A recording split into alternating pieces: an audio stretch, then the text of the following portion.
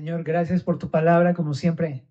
Es un honor, Señor, estar en tu casa, Señor. Es un privilegio estar dentro de tu familia, que nos hayas escogido, Señor. Y también gracias, Señor, por el amor que derramas a través de este tiempo juntos como iglesia, en el que tú nos hablas, Señor, porque necesitamos de tu voz todo el tiempo, Señor. Te pedimos para que en este tiempo también nos traigas consuelo, nos traigas ánimo, Señor. Nos traigas dirección, que podamos salir de este lugar bendecidos, que podamos salir con la confianza de que tenemos un Dios que nos ama, Señor. Y por favor, cámbianos, renueva nuestra mente mientras leemos tu palabra, Señor. Te lo suplicamos en el nombre de Jesús. Amén. El día de hoy vamos a estar viendo tres parábolas, que es la parábola de la oveja perdida, de la dracma perdida, y vamos a estar viendo también la del hijo perdido o el hijo pródigo, que es bastante importante esta parábola en el Evangelio. Y vamos a estudiar todo el capítulo 15. Entonces vamos a empezar con el texto en el verso número 1. Dice así: se acercaban a Jesús todos los publicanos y pecadores para oírle, y los fariseos y los escribas murmuraban diciendo: este a los pecadores recibe y con ellos come. Bueno, la escena es esta, familia. Jesús estaba hablando a los discípulos, a las multitudes, acerca de lo que significa ser un discípulo, ¿te acuerdas? Y lo que decía al final es que no se puede ser discípulo si uno no aborrece a su padre y madre, mujer, hijos, hermanos o hermanas y aún su propia vida, ¿te acuerdas? Es decir, lo explicamos la semana pasada, pero habla de si uno no ama más a Jesús, si uno no ama más a Dios que cualquier otra cosa, uno no puede ser su discípulo. Si uno pone en el primer lugar cualquier otra cosa, llámese como se llame, no se puede ser discípulo. Y también dice en el verso 27, el que no lleva su cruz y viene en pos de mí no puede ser mi discípulo. Nos habla acerca de que si una persona no está dispuesta a morir a su vida, a su pecado, a su condición, uno no puede entonces recibir el poder para vivir en vida nueva como discípulo de Jesús. Uno no puede andar en sus caminos. Y bueno, así de intensa estaba la predicación de Jesús, ¿ok? Y entonces ocurrió esto, dice que se acercaban a Jesús todos los publicanos y pecadores para oírle. Esto de publicanos y pecadores, ¿quiénes eran los publicanos? Pues los publicanos eran cobradores de impuestos. Ya de por sí, ¿no? Los cobradores de impuestos a lo mejor no son bien recibidos, ¿verdad? Por algunas personas, ¿verdad? Pero ellos eran muy poco recibidos en el pueblo judío porque estos publicanos eran judíos que trabajaban para Roma cobrando impuestos a los judíos. Entonces, imagínate. Y demandaban pagos irrazonables a menudo. También tenían mala reputación, o sea que se les conocía por ser ladroncillos. También eran odiados por sus compatriotas, eran considerados como traidores. Y pues como alguna vez lo explicamos, para el pueblo judío un publicano era lo peor, era la escoria. Y Leví, Mateo, era un publicano, ¿te acuerdas? Por eso cuando Jesús lo llamó, pues como que había una tensión ahí dentro del grupo de los discípulos. Pues esos eran los publicanos, pero resulta que así como eran lo peor, lo despreciado, lo desechado, lo vil, se estaban acercando a Jesús porque querían escuchar a Jesús. ¿Mm? Esa es la escena. Y también dice aquí pecadores. Probablemente habla de personas que no eran puramente judíos, sino a lo mejor eran hijos de judíos mezclado con personas de otros pueblos, ¿no? O literalmente se puede entender como pues, eran pecadores, personas que no tenían, no hacían bien las cosas públicamente, no tienen un buen testimonio, hacían las cosas muy mal. Bueno, pero personas así se empiezan a acercar a Jesús, ¿no? Y tú dices, qué raro, ¿verdad? En la iglesia es algo así, ¿no? De repente, oye, pensaría que uno en la iglesia vienen puras personas, ya sabes, ¿no? Bien portaditas, que vienen a la iglesia personas que obedecen siempre, ¿no? Y así, casi que flotan, ¿no? Y les salen una aureola ahí arriba o algo así. Pero realmente no, en la iglesia venimos por los pecadores, ¿verdad? Y en aquel momento también así se acercan los pecadores con Jesús. Pero aquí el problema, la tensión comienza cuando los fariseos y los escribas murmuran de esas personas y murmuran de Jesús. ¿Quiénes eran los fariseos y los escribas? Te decía que eran las personas que interpretaban la Biblia ante el pueblo y enseñaban la Biblia ante el pueblo, los escribas. Entonces tenían una fuerte opinión pública. Y ellos cuando ven a las personas que no eran como ellos, ¿no? Entonces empiezan a murmurar acerca de ellos y lo que dicen es, este, y chécate cómo le dicen a Jesús, este, o sea que también estaban hablando mal de Jesús y murmurando acerca de Jesús y menospreciándole. Dice, este recibe a los pecadores, ¿cómo crees? ¿No? Para un fariseo en aquella época era, eh, era difícil pensar que se juntara con una persona que vivía mal, porque para ellos la pureza ceremonial era algo importante. Entonces, tú no podías acercarte con una persona pecadora, ¿no? Con una persona que llevara una mala vida, porque te contaminaba ceremonialmente y eso te impedía entrar al templo y ofrecer los sacrificios y participar de las liturgias en el templo. Ajá. Y también con personas así como los publicanos, no se mezclaban, ¿no? Entonces ni se hablaban y eran de su propio pueblo, nada más que no se mezclaban con ellos. Pero veían a Jesús que sí lo hacía. Entonces por eso empiezan a decir, este a los pecadores recibe y con ellos come. En otras partes también le decían a Jesús, este es amigo de los, es bebedor y comedor, ¿verdad? Es comilón. Así decían de Jesús, se expresaban mal de él. Entonces, como Jesús los escucha, empieza a dar tres parábolas delante de ellos y toda la multitud que estaba siguiendo a Jesús. Y la primera de ellas es esta parábola de la oveja perdida, dice en el verso número 4. ¿Qué hombre de vosotros, teniendo 100 ovejas, si pierde una de ellas, no deja las 99 en el desierto y va tras la que se perdió hasta encontrarla? Y cuando la encuentra, la pone sobre sus hombros gozoso. Y al llegar a casa, reúne a sus amigos y vecinos diciéndoles, gozaos conmigo porque he encontrado mi oveja que se había perdido. Os digo que así habrá más gozo en el cielo por un pecador que se arrepiente que por 99 justos que no necesitan de arrepentimiento.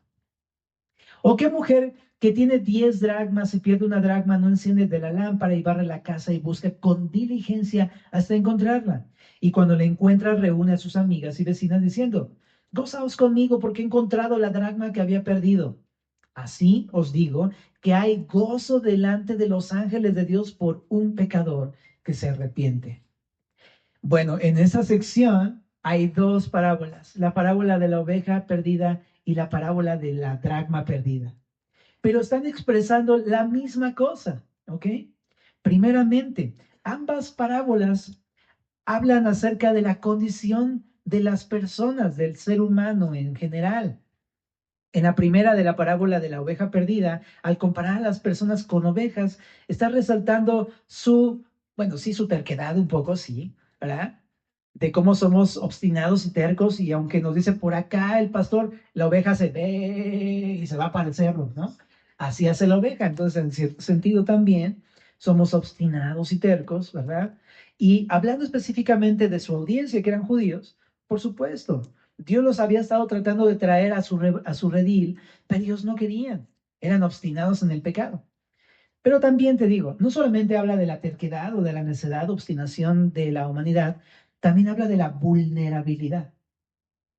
El hecho de que una oveja se aparte del redil es peligroso para la oveja porque puede ser presa fácil de cualquier depredador y se puede perder y puede morir, porque una oveja necesita que uno le dé la comida en la boca prácticamente y que le lleves a brevar, porque no puede tomar agua por sí sola y se pierde y no puede volver al redil sola. Está vulnerable. Y eso nos sirve para entender cómo veía Jesús a las multitudes. Ujú. Jesús lo ve como personas vulnerables, que están en peligro, que van hacia la muerte y si no hay alguien que las traiga de vuelta, van a morir. Pero también habla de su incapacidad de hacer algo al respecto. Una oveja no se puede salvar, se perdió, va a morir. No puede hacer nada al respecto. En el desierto solamente la esperan los depredadores y es lo único, morir de sed o de hambre, pero no puede hacer nada al respecto. Pero en la otra parábola, la parábola de la dracma perdida, es una moneda, ¿no? La dracma es una moneda de plata que más o menos valía lo que valía la paga por un jornal, un día de salario. Y pero cuando compara a las personas con una dracma, que es lo que hace, habla de que aunque son, pues, personas que podrían pasar como desapercibidas, insignificantes, para Dios tienen un valor muy importante. cada una de las personas. Hablando del pueblo de Israel, por supuesto, cada uno de estos pequeñitos que estaba siguiendo a Jesús en sus enseñanzas tenía un valor. Pero hablando de la humanidad en general, cada persona, por muy insignificante que se crea, que se piense, para Dios es muy importante. Entonces, esas dos parábolas expresan la condición del ser humano, ¿no? Somos como ovejas perdidas, vulnerables e incapaces de salvarnos, pero también tenemos un valor. Ahora, en ambas parábolas, en la primera hay un pastor que rescata a esta oveja y en la segunda hay una mujer que busca la dracma, ¿verdad? Pero en ambas parábolas lo que se expresa es el corazón de Dios, el corazón de Jesús ante la condición del ser humano. Ujú.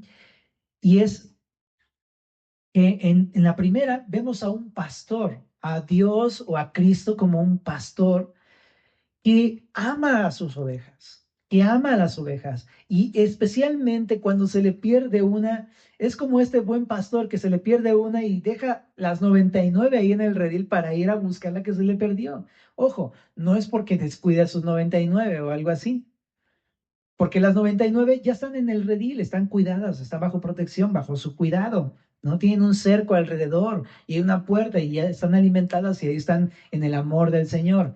Pero la que se fue está vulnerable y va a morir.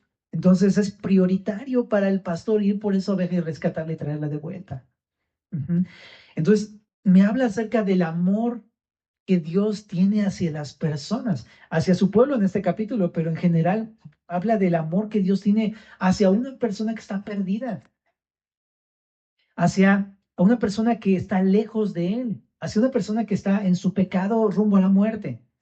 La ama, ama al pecador, por así decirlo, ¿verdad? Y ese es un concepto que es un poco difícil de entender. ¿Cómo que Dios ama al pecador? O sea, tú piensas en alguien que haga las cosas muy mal, piensa en esa persona. Imagínate a alguien por ahí. Y que te dijeran, ¿y lo amas? Tú dices, "Ah, bueno, así como amarlo, amarlo, no tanto, ¿verdad? Muchas veces, ¿qué hacemos con el pecador, con el que hace todo mal y con el que se porta así muy, muy mal? No, pues lo criticamos, murmuramos de esa persona, lo rechazamos, lo despreciamos.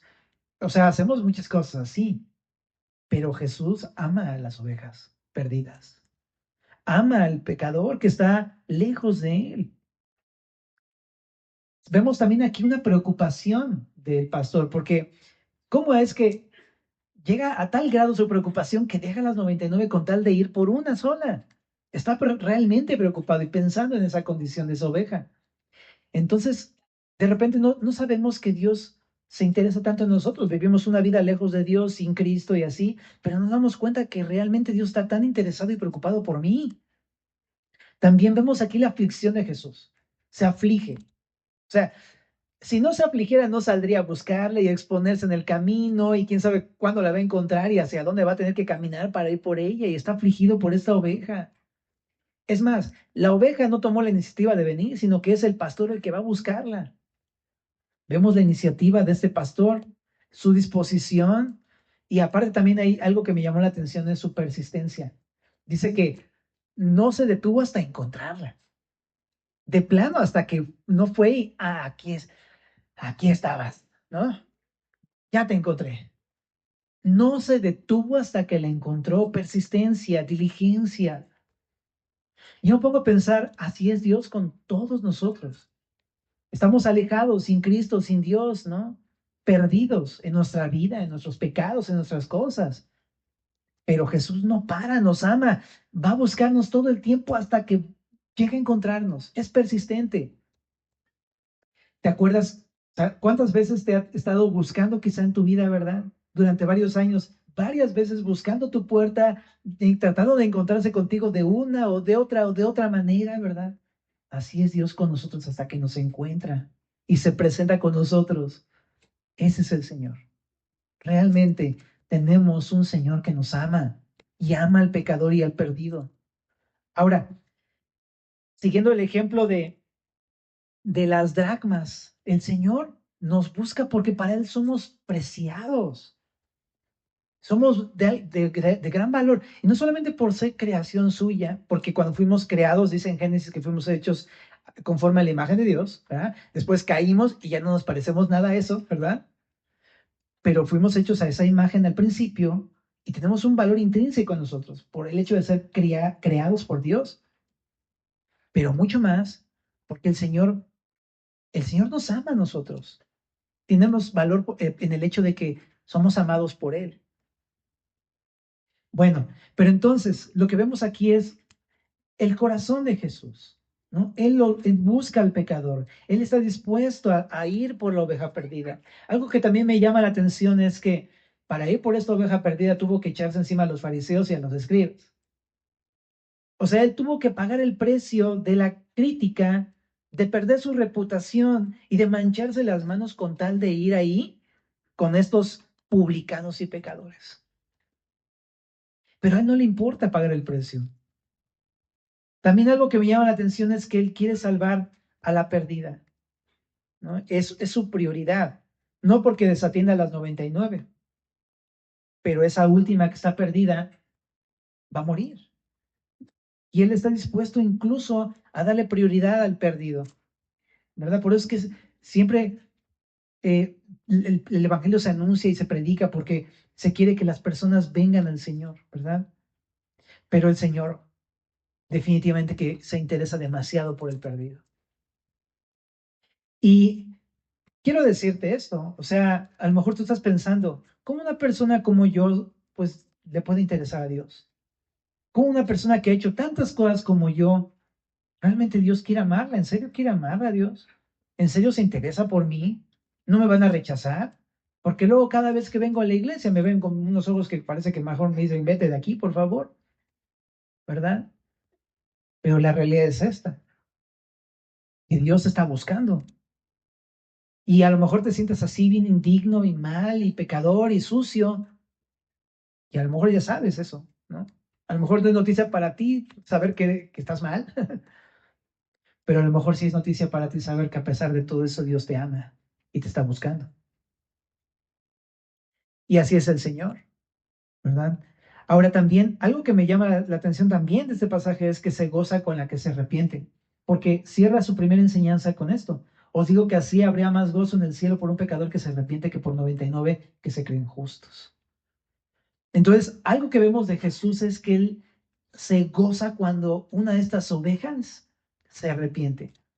Es decir, Jesús va con la oveja, ¿no? Llama a la oveja, pero si la oveja se arrepiente y quiere venir con Él, Jesús se la echa en sus brazos, en sus hombros, y se le lleva a casa, al redil. Entonces es muy increíble el amor del Señor Jesús, ¿verdad? Cómo, aunque nosotros no somos capaces de salvarnos, Él lo hace. Y cuando hay alguien que se arrepiente, se goza. Lo vimos en Sofonías 3:17, apenas el miércoles. Jehová está en medio de ti, poderoso, Él salvará, se gozará sobre ti con alegría, callará de amor, se regocijará sobre ti con cánticos. En miércoles vimos esto que a mí me asombró. Yo no sabía que Dios cantaba, pero sí canta. Y dice en Sofonías que canta cuando ve a uno de sus pequeñas ovejas, ¿no? Y la ve y es tanta su emoción y su gozo que canta. Ese es el Señor, ¿no? Tú cantas cuando hay algo que te emociona así hasta el tope, ¿no? Que dices, ay, y empiezas a cantar, ¿no? Como cuando te gusta alguna canción, ¿no? Y te emociona la canción y empiezas a cantarla, claro, ¿no? O cuando ves a, no sé, a tu esposa y dices, a ver, tráigame el mariachi, ¿no? Y vamos a cantarle la de, ¿sabes una cosa? La de cajón, ¿no? Y entonces se la canta porque quieres expresarle lo que sientes y pues la música y los cantos sirven muchas veces para esas cosas también, ¿verdad? Y así es Dios con nosotros. Es tanto su amor, es tanto su anhelo, su deseo por nosotros que se regocija y canta. Me sorprende. El Señor nos ama demasiado. Y así es el Señor, el corazón del Señor. Si algo podemos aprender de este pasaje es esto. ¿Qué corazón tiene Dios para con el pecador? ¿Y qué diferente es la imagen que tenemos de Dios? ¿Y qué diferente es la imagen que tenemos de Jesús? La imagen que tenemos de Jesús es un Señor que quieres acercarte a Él, o estás así como A ver qué están diciendo. Y de repente pensamos que va a salir a decirnos, tú, pecador, vete al infierno, o algo así. Y tenemos este mal concepto de Jesús. Jesús no es así. Te quieres acercar a Él, te va a decir, ven, ven, yo te quiero cargar en mis brazos, te quiero llevar a mi redil, te amo. Es más, si estás oyendo es porque yo vine a buscarte. Así es el Señor Jesús. Ahora, también a través de esto, en todo el contexto de Lucas, le está enseñando al discípulo cómo quiere que sea Jesús. ¿Verdad? Nosotros normalmente te digo que vemos al pecador y le decimos, uy, ¿no? Está muy mal este tipo, ¿no? Lo rechazamos, lo menospreciamos, lo despreciamos, no le permitimos que se acerque, lo criticamos, lo tratamos mal. Al pecador, al que hace mal las cosas. Pero a través de este ejemplo de Jesús no podemos quedarnos igual. Si Jesús recibe al publicano y al pecador, deja que lo escuchen, los ama, los va a buscar. ¿Cuánto más nosotros como discípulos no deberíamos aprender ese ejemplo de Jesús? ¿Qué tengo que hacer como Jesús? En vez de rechazarlo, de menospreciarlo, de murmurar de esa persona, de criticarlo, debería ir a buscarlo como Jesús. Debería ir a predicarle el evangelio. Debería de estar dispuesto a pasar lo que sea con tal de alcanzar a esa persona. Incluso la crítica, incluso perder mi reputación, que digan lo que digan, ¿no? Ay, mira, ahí está el Josué con este, ¿no? ¿Y qué? ¿Verdad? Con tal de poder alcanzar esa oveja perdida. Pero a veces no somos así. A veces nos importa más nuestra reputación, el qué dirán, el elogio, ¿verdad? ¿Cómo es que no? Es que si me ven con esa persona, ¿qué tal si dicen algo malo de mí? ¿Verdad? Y no me acerco y es algo que Jesús nos está cambiando y nos está enseñando. Para poder alcanzar al perdido, Dios quiere que lo hagamos, pero hay el precio, este precio. Van a murmurar de ti, bro. O sea, es algo que va a pasar. Va a haber murmuración. Pero Jesús lo hizo y nosotros también queremos seguir ese camino. Ahora también aquí habla de algo importante, ¿no? Jesús está viendo con bondad a esos publicanos y pecadores, ¿verdad? Los está tratando de buscar y alcanzar, pero eran personas que ellos sabían quiénes eran, ¿no? Por eso Jesús va con esas personas, pero aquí hay personas que se creen justos, ¿no? Y entonces me llama la atención porque dice aquí que hay más gozo por un pecador que se arrepiente que por 99 que se creen justos. Y habla acerca de cómo es la actitud de los fariseos y de los escribas. Ellos, pues como creen que están haciendo las cosas bien, entonces su actitud es, yo estoy bien y ellos están mal, entonces yo no necesito a Jesús, yo no necesito un Salvador, y rechazan a Jesús. Pero también al mismo tiempo desprecian a los demás porque ellos están haciendo las cosas muy mal, no son como yo. Y este pasaje también nos confronta con esta actitud. Esta actitud la podemos tener aún siendo cristianos, ¿no? De pensar, de murmurar, de hablar mal de otras personas por el hecho de que los vemos como si fueran pecadores o muy mal portados. Pero todo esto es olvidar que nosotros también fuimos uno de ellos. Es más, somos como ellos, tampoco somos muy distintos. Seguimos haciendo cosas que están también muy mal, pero a veces se nos olvida y nos entra esta onda de yo estoy bien, yo estoy justo, ¿no? Yo soy un hijo de Dios. Y vemos a las personas que se portan mal y pues, qué mal, ¿eh? Qué mal, qué bárbaro. Y es como, ahora sí que, ¿cómo te explico? Fuimos creados del mismo polvo de la tierra. Somos exactamente igual de obstinados y de tercos. Nada más aquí el problema es si lo reconocemos. El problema de los fariseos fue que no lo reconocían. No reconocían que ellos también eran igual.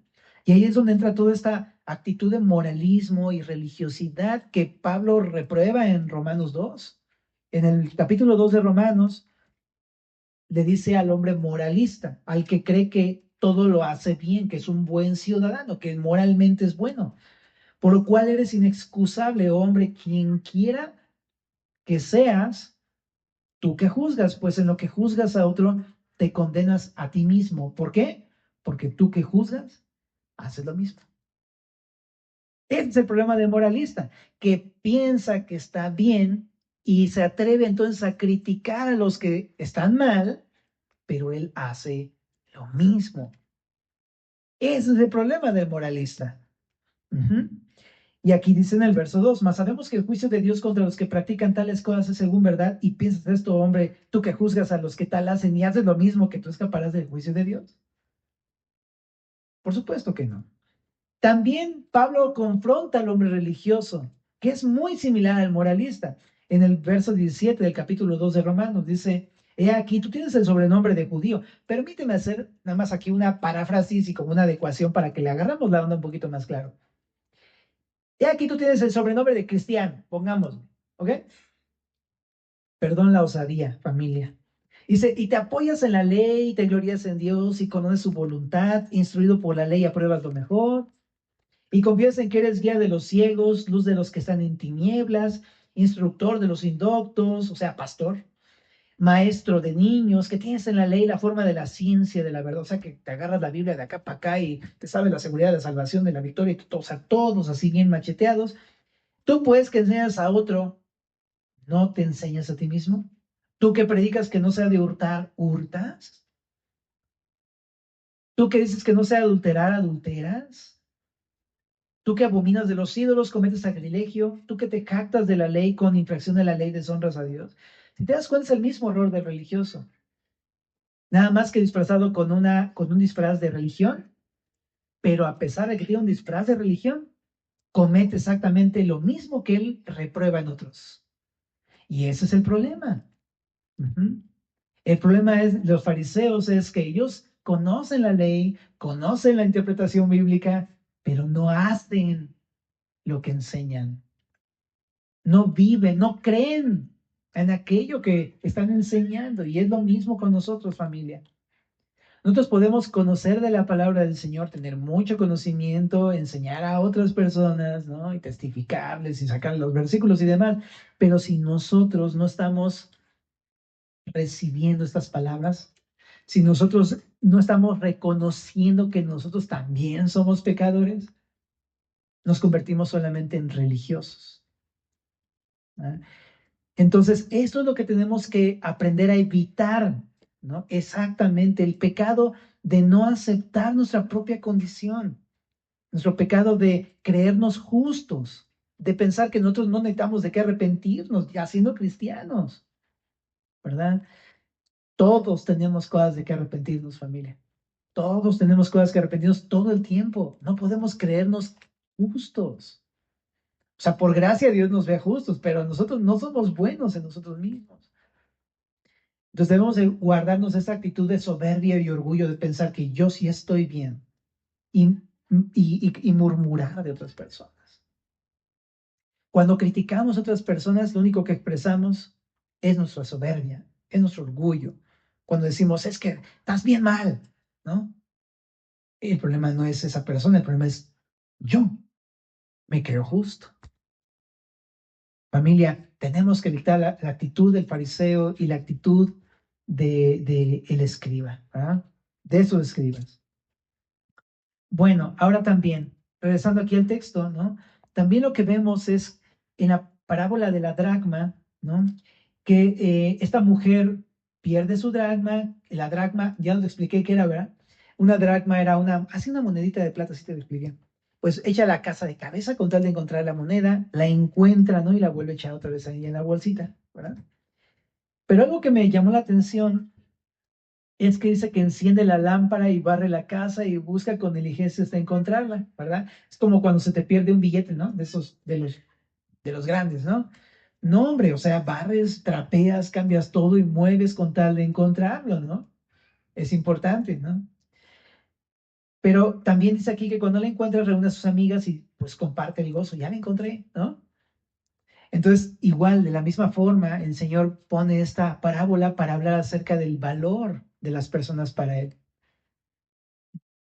Yo sé que una persona, cuando uno reconoce su pecado, familia, uno se siente lo más miserable, y eso es la realidad. Se siente uno culpable, avergonzado, y uno realmente piensa, yo no valgo nada, ¿por qué tendría Dios que buscarme a mí? Si yo no soy una buena persona, yo no merezco que Él me busque, yo me siento mal, al contrario, me quiero esconder de Él, me da vergüenza, no sé. Me siento como Eva o como Adán ahí en el huerto, ¿no? Hice lo malo y ya no quiero ni que se me acerque porque yo no soy digno. ¿Te acuerdas que Pedro le decía a Jesús, Señor Jesús, aléjate de mí porque yo soy un hombre pecador? Ese sentimiento de sentirte tan avergonzado y tan culpable por tu pecado, que uno piensa, yo no valgo. O sea, el Señor no tiene por qué hacer algo conmigo, yo soy una persona sin valor. Qué maravilla del Evangelio, porque el Evangelio nos ayuda a ver que sí, efectivamente, aunque no tenemos un valor para el Señor, sí somos realmente valiosos.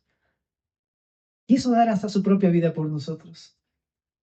Me encanta que el Señor viene a dignificar la vida, viene a darle valor a la vida, viene a darle redención al pecador, porque ahora a través del sacrificio, ¿no? Nos demuestra cuánto le importamos al Señor. Bueno, familia, regresando aquí, hay otra parábola. Y esta parábola es la parábola del hijo perdido. Entonces en el verso 11 dice, también dijo, un hombre tenía dos hijos. Y el menor de ellos dijo a su padre, Padre, dame la parte de los bienes que me corresponde, y le repartió los bienes. No muchos días después, juntándolo todo, el hijo menor se fue lejos a una provincia apartada, y allí, ¿qué dice? Desperdició, ¿cuánto? Todos sus bienes viviendo perdidamente. Y cuando lo hubo malgastado, vino una gran hambre en aquella provincia y comenzó a faltarle. Y se fue y se arrimó a uno de los ciudadanos de aquella tierra, el cual envió a su hacienda para que apacentase cerdos. Y deseaba llenar su vientre de las algarrobas que comían los cerdos, pero nadie le daba.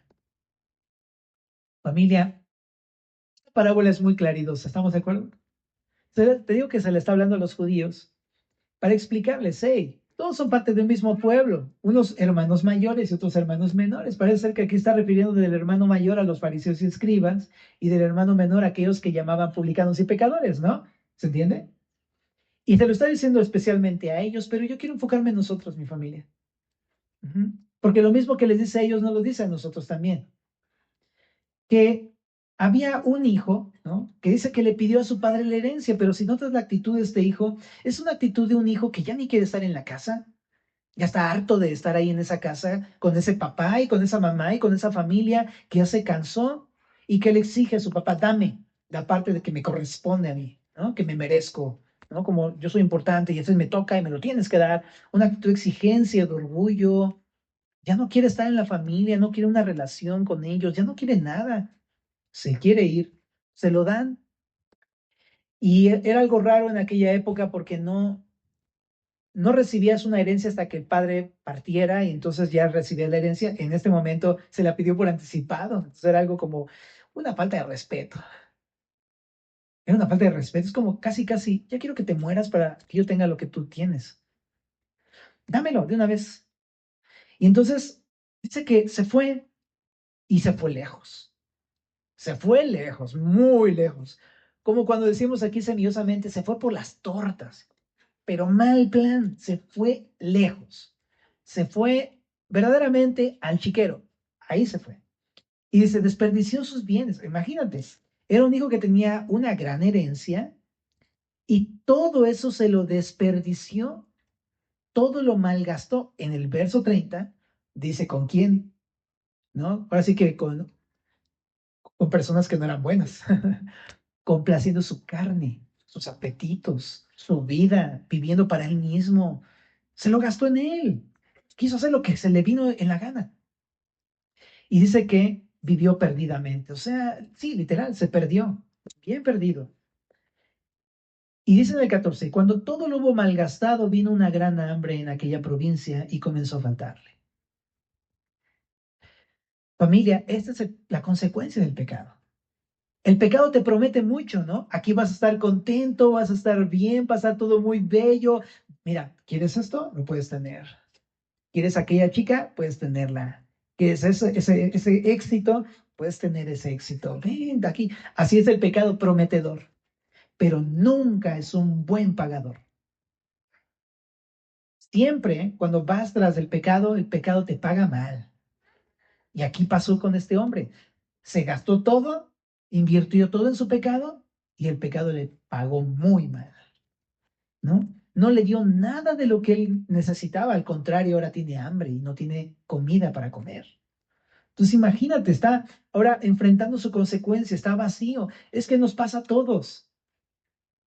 Estamos sin Cristo, pensamos que estamos bien, ¿no? Hemos recibido de Dios tantas bondades, pero las despreciamos y echamos toda nuestra vida y todo lo que Dios nos dio a la basura. Yo me acuerdo que, o sea, yo tenía buena memoria, muy buena memoria. Me acuerdo, eso no es por nada, ¿verdad?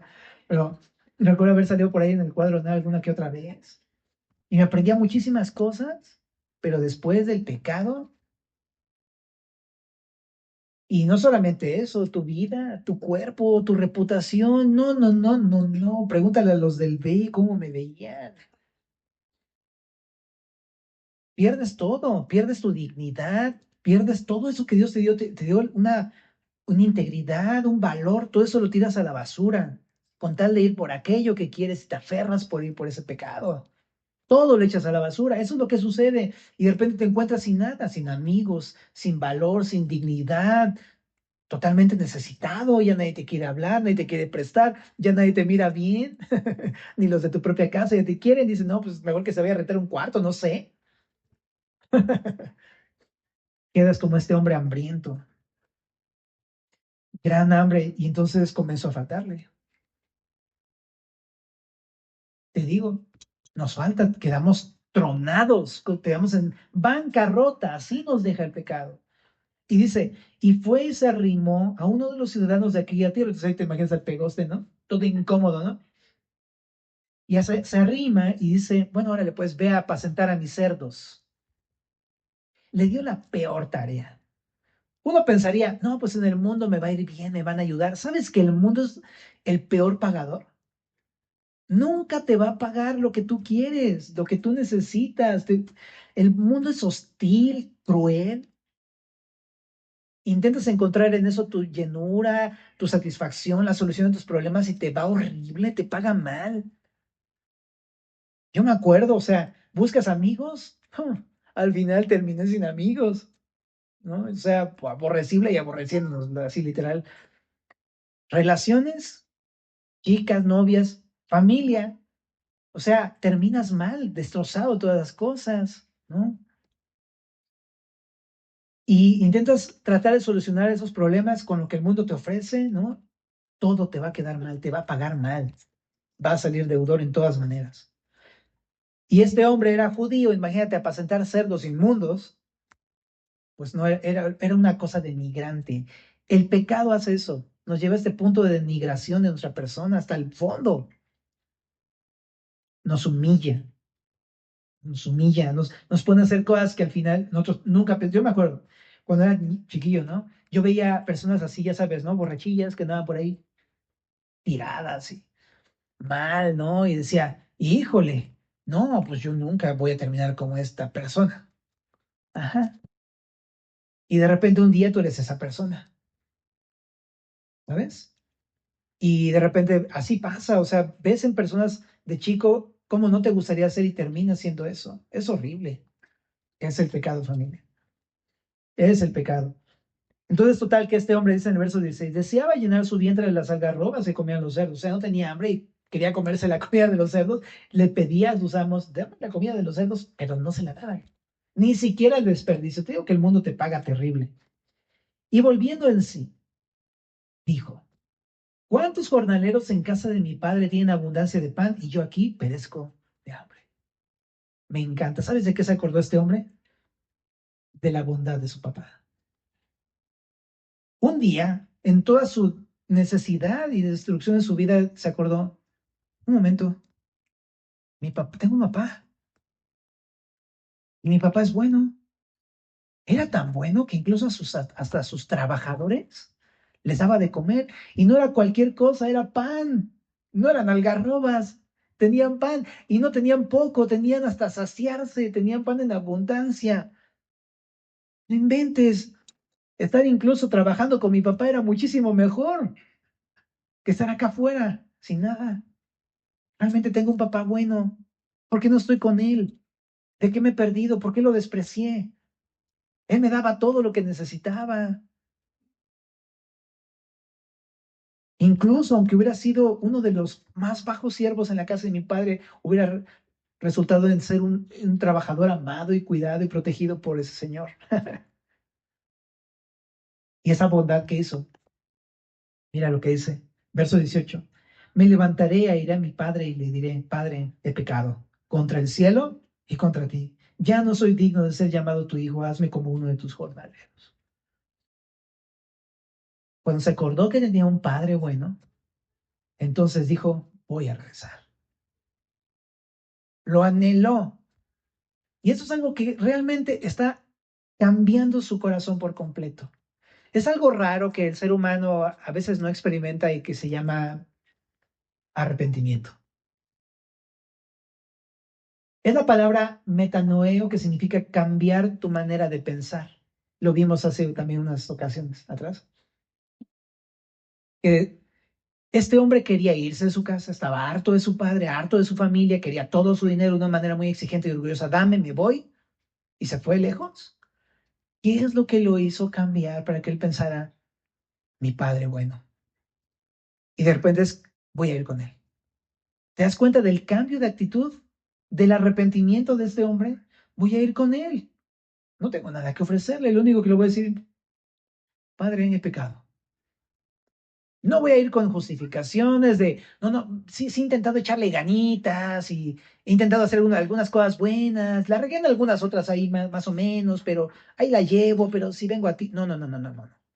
Estoy tronado, soy una vil persona, un pecador de lo peor, he hecho todo mal, no tengo con qué justificarme, yo ni siquiera debería llamarme tu hijo.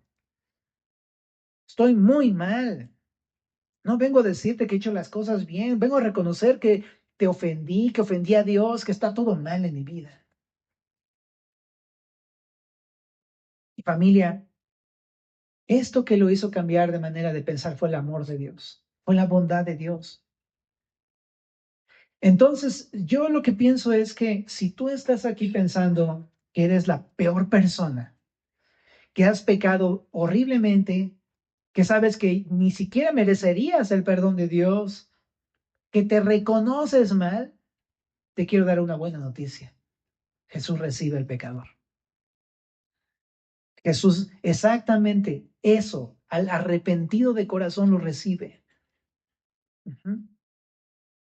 Pero aquí algo que vemos es que debió haber ocurrido este cambio de manera de pensar, arrepentimiento, de decir, ¿qué estoy haciendo aquí? Perdí todo lo que Dios me dio, perdí mi juventud, perdí mi vida, perdí todo por mi pecado. Y venir a Dios. Y venir sin justificaciones. No, no, no le estoy echando ganas. No soy una buena persona. No, soy lo vil, soy lo peor, lo menospreciado, no he hecho nada bueno. Aquí estoy, así como estoy, Señor, no tengo nada que ofrecerte. Y vengo a pedirte perdón. Perdóname. Esa es la actitud con la que tenemos que venir al Señor. ¿Cuántos de nosotros luego venimos al Señor con con otra actitud, no? Sí me equivoqué un poquito, Dios, no, la regué un poquito, pero pues tú sabes, mi corazón, que te ama. Eso no es arrepentimiento. Es puro soberbia y puro orgullo. Porque el verdadero arrepentimiento es decir, yo no merezco ser llamado tu hijo. Lo único que puedo hacer es venir a ti para pedirte perdón y depender de ti. ¿Con qué actitud estás viendo a Jesús? Entonces aquí, he pecado contra el cielo y contra ti. Entonces, en primera instancia, uno reconoce que ha pecado contra Dios, pero también contra las personas. Eso es así como uno hace. Uno peca contra ellos porque uno se alejó de Dios, pero uno se aleja de Dios y uno empieza a afectar a todo mundo. Y qué importante en el arrepentimiento es venir con un corazón dispuesto a pedir perdón a todos. Y dice aquí, ya no soy digno de ser llamado tu hijo. Pero eso está muy interesante porque a pesar de que él no se sentía ya digno, y es cierto, No por eso no significaba que Dios, no por eso significaba que el padre no lo considerara su hijo. Qué loco. Entonces él viene, ¿no? Así, sintiéndose así, también le dice, hazme como a uno de tus jornaleros. ¿Qué diferencia cuando le dice, dame lo que me pertenece, ¿no? De repente viene y le dice, por favor, aunque sea, déjame ser como uno de los más bajos esclavos en tu casa, por favor. Ya ni siquiera como hijo, déjame ser tu esclavo, porque hasta con eso sería mejor. Y si es cierto, es mejor estar en la casa del Señor aún así, ¿verdad? Pero qué diferente actitud de aquella persona que viene así de, dame, me tienes que, ¿no? Merezco esto, todo exigente y egoísta y totalmente egocéntrico, ¿no? Creyéndose el centro del universo y que lo merece todo. A una persona totalmente contrita y humillada que dice, yo no merezco estar aquí. Ahora, en el verso número 20 dice, y levantándose vino a su padre, y cuando aún estaba lejos, entonces aquí hay algo importante, no solamente se quedó en el pensar que tenía que arrepentirse, él vino a su padre. ¿Qué tienes que hacer? Dejar de pensar en arrepentirte y venir a Jesús. Porque cuántas veces nos pasamos nada más pensando, estaría bueno regresar a la iglesia, estaría bueno regresar al Señor, estaría bueno otra vez acercarme a Dios, pero nunca lo haces. Hoy es el momento que tienes que tomar la decisión de venir a Jesús y dejar de estar pensándolo. Ven, eso es un corazón arrepentido. Spurgeon decía algo así como, déjame parafraseártelo, pero la distancia, ¿no? La diferencia entre el pensar estar arrepentido a estar realmente arrepentido es como tan grande como ir al cielo o al infierno, familia. Así. Y entonces aquí dice, levantándose vino a su padre y cuando aún estaba lejos, ¿qué dice ahí? ¿Qué hizo Dios? ¿Su padre? ¿Y por qué lo vio? ¿Qué estaba haciendo su papá? ¿En dónde lo estaba esperando? En la puerta de su casa. Digo, no lo dice el texto, pero ¿te das cuenta? Su padre estaba ahí esperando a su hijo todo el tiempo viendo hacia el horizonte a ver si por ahí se acercaba ese muchacho. Y sabes, yo pensaría a mi papá, ya sabes, ¿no? O sea, no mi papá, sino yo pensaría, yo como padre a lo mejor me pondría a hacer mis cosas, ya no vino ese chamaco, pues lo que quiera, no sé qué, ¿no? Y ocuparse de sus cosas y meterse en sus asuntos, y no. Él estaba ahí esperándolo durante tantos años, o meses, o semanas que se había extraviado, pero él estaba ahí todos los días esperándose. Y cuando vio que se acercaba, entonces lo vio, fue como, sí es, no es, sí es, sí es, sí es. Va, corre, se le echa en el cuello, lo abraza, lo besa, y el hijo empieza, Padre, he pecado contra el cielo y contra ti, ya sabes, ¿no? Como empezando a decir lo que había preparado para decirle, ¿no? He pecado contra ti, papá, he pecado contra el cielo, no merezco ser llamado tu hijo. Shh, shh, shh. A ver, dice en el verso 22, saquen el mejor vestido y vístanlo. Pónganle un anillo en la mano, calzado en sus pies, traigan el becerro gordo, vamos a comer, a hacer una gran fiesta. Dice, porque este mi hijo muerto era ya revivido, se había perdido y es hallado, y comenzaron a regocijarse. Ni siquiera acabó de decir lo que tenía que decir el hijo, el papá se le echó encima, lo abrazó. Eso de que le puso Eso de que le puso el vestido habla de posición o distinción. Eso de que este, le puso un anillo indicaba autoridad, le dio una autoridad como hijo legítimo, le puso sandalias. Los esclavos iban descalzos, los hijos con sandalias. Están diciendo que él es su hijo, no un esclavo. Y el hecho de partir un ternero y comérselo era una señal de aceptación.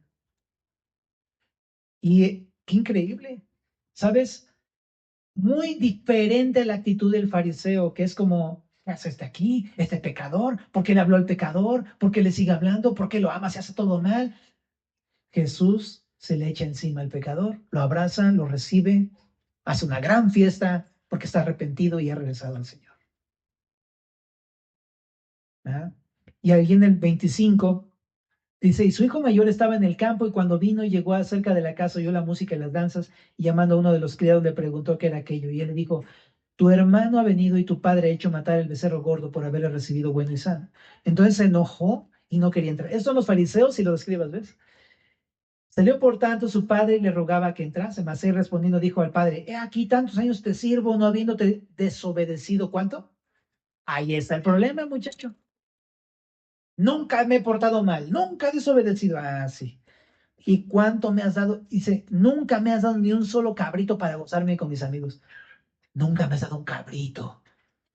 Está en la mesa del padre todos los días y nunca me has dado un cabrito. Pero cuando vino tu hijo, y fíjate cómo le dice, cuando vino tu hijo, o sea, no es mi hermano, es tu hijo, que ha consumido tus bienes con rameras, has hecho matar para él el becerro gordo. O sea, lo estás premiando por portarse mal. No, no, no, no, no. Dice aquí, entonces él le dijo, hijo, tú siempre estás conmigo y todas mis cosas son tuyas, mas era necesario hacer fiesta y regocijarnos. Dice, no porque fuera pecado, fíjate, porque tu hermano, que le dice, no es mi hijo, es tu brother. Era muerto, ya revivido, se había perdido, es hallado. ¿No? ¿Qué aprendo de esto, familia? Ya para cerrar. Familia, primero que nada, recordar que tenemos un Señor Jesús, un Padre que realmente nos recibe, estamos arrepentidos. Él es el más interesado, el que más te ama, el que te está esperando, y Él nunca te va a rechazar si vienes a Él. En Juan 6:37 decía, todo lo que el Padre me da, vendrá a mí, y el que a mí viene no le echo fuera. Nunca vas a recibir un rechazo de Jesús. Es el corazón del Padre. Oye, pero ¿qué tal si yo soy ya cristiano y me alejé? ¿Dios me seguirá amando? ¿Qué ves aquí en Jesús? Jesús se duele cuando uno de sus hijos se aleja, espera a sus hijos de vuelta. Cada día recibe al arrepentido porque es movido en misericordia. ¿Cuántas veces? 70 veces 7. Así es Jesús. ¿Todavía me ama? Familia, el amor de Dios por sus hijos es un amor inmutable. Significa que nunca cambia. Y el hecho de que te haya sido lejos y despreciado todo lo que Él te dio, no significa que Él te deje de amar. Él no es como nosotros. Su amor es para siempre. Así es que si tú eres cristiano y te alejaste del Señor, puedes confiar que tienes un Dios que te ama. Un Padre que te sigue recibiendo, a pesar de que lo hayas desperdiciado todo en tu vida. ¿Cuántas veces me va a recibir el Señor? Las que sean necesarias. Las veces que tú vengas arrepentido. ¿Y que tengo que aprender como discípulo? Tengo que aprender precisamente a ser como Jesús. Si Él lo hace, ¿por qué yo no lo hago? ¿Por qué no ir y buscar al perdido? ¿Por qué no recibir al perdido cuando viene? Tengo que aprender a ser como el Señor Jesús, movido a misericordia. Nada más lo veo que va entrando en la iglesia después de como 5 años que no viene. ¿Por qué no vienes? Pero vaya, qué bueno, ¿no? Órale, qué grata noticia, ¿no? No, bro, o sea, te le echas al cuello, lo besas, le das gracias a Dios y le sirves. ¿Oramos? Señor, muchas gracias por tu amor, Dios, porque así es tan grande, Señor, tan ancho, tan profundo, que no podemos ni siquiera a veces comprenderlo, Señor. Te pedimos que nos enseñes a ser como tú, pero también antes que eso también, Señor, gracias porque nosotros somos esa oveja perdida, esa dracma perdida, somos ese hijo pródigo, Señor. Y nos has amado, Señor, y todo el tiempo nos estás perdonando y recibiendo por tu gran amor incondicional, Señor.